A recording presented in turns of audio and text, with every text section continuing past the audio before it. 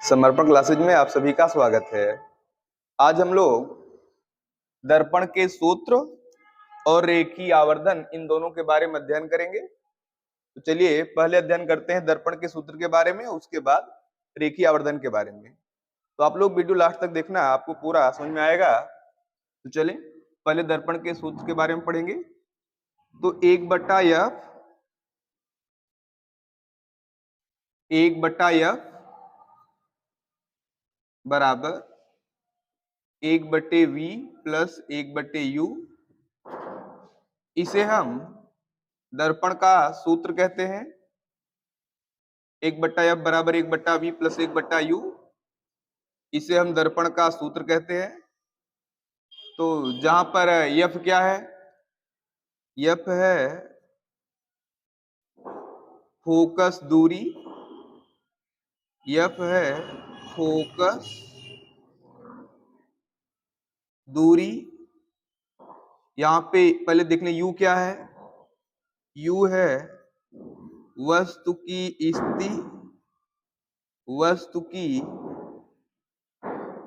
स्थिति।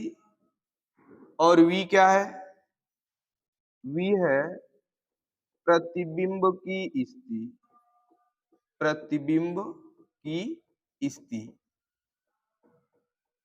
चलें इसको यहाँ पे डिटेल में समझ लेते हैं। ये मान लें कोई दर्पण है, ये मान लें कोई दर्पण है और ये दर्पण का मुख्य अक्ष है और मुख्य अक्ष पर स्थित बिंदु यह P है अर्थात ध्रुव, यह है मुख्य फोकस अर्थात यह, और यह है क्या, वक्रता केंद्र, इसको हम C से लिखते हैं। तो देखें इस दर्पण में समझेंगे कि F, U और V क्या है। तो पहले हम F समझते हैं क्या होता है। कोई भी दूरी लेनी हो तो हमेशा हम दूरी लेते हैं कहां से, दर्पण के ध्रुव से ही सारी दूरियां ली जाती है। तो पहले P से F तक की दूरी देखते हैं। जो P से लेकर अर्थात दर्पण के ध्रुव से लेकर मुख्य फोकस तक की दूरी होती है, इसी को हम फोकस दूरी कहते हैं और F से लिखते हैं। अब आई बात U की क्या होता है। तो मान लें यहाँ पे दर्पण के सामने कोई वस्तु यहाँ पे रखी गई है, तो दर्पण के सामने वस्तु जितनी दूरी पे रखते हैं उसे हम वस्तु की स्थिति कहते हैं, या कह दो कि दर्पण के सामने जितनी दूरी पर हम वस्तु रखते हैं वह U का मान होता है। तो इसको आप ऐसे कह सकते हैं कि दर्पण के सामने जितनी दूरी पर वस्तु रखी जाती है वह U का मान होता है, या इसी को कह सकते हैं क्या, U को ही हम वस्तु की स्थिति भी कह सकते हैं। तो ये U हो गया। अब ये मान लें कि जो वस्तु है इस वस्तु का प्रतिबिंब यहाँ पर बना है। अगर वस्तु का प्रतिबिंब यहाँ पर बना है तो जो वस्तु का प्रतिबिंब बनता है, वस्तु का प्रतिबिंब दर्पण से या दर्पण के ध्रुव से जितनी दूरी पर बनता है वो हमारा V का मान होता है।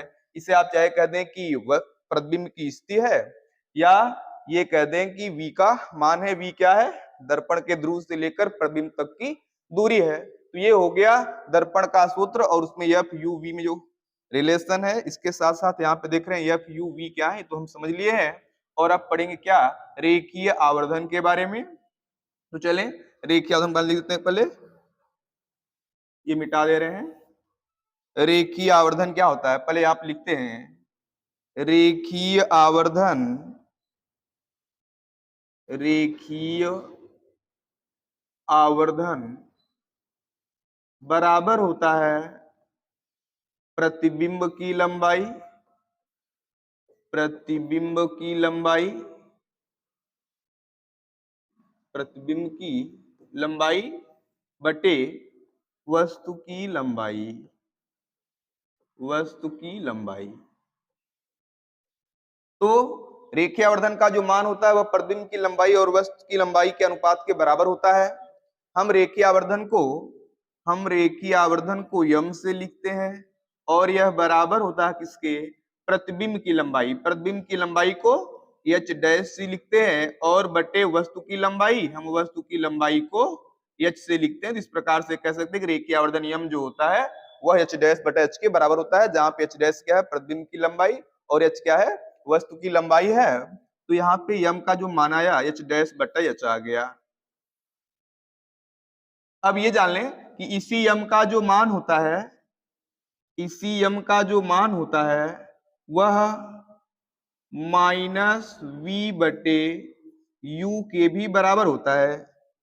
यम का ही मान माइनस वी बटे यू के भी बराबर होता है। तो इस प्रकार से हम कह सकते हैं कि यम बराबर एच डैश बटा एच कह लें, और यही बराबर होता है किसके, माइनस वी बटा यू के। यह दर्पण का आवर्धन हो गया। आइए इसको भी डिटेल में देखते हैं कि एच डैश और एच को कैसे समझेंगे हम।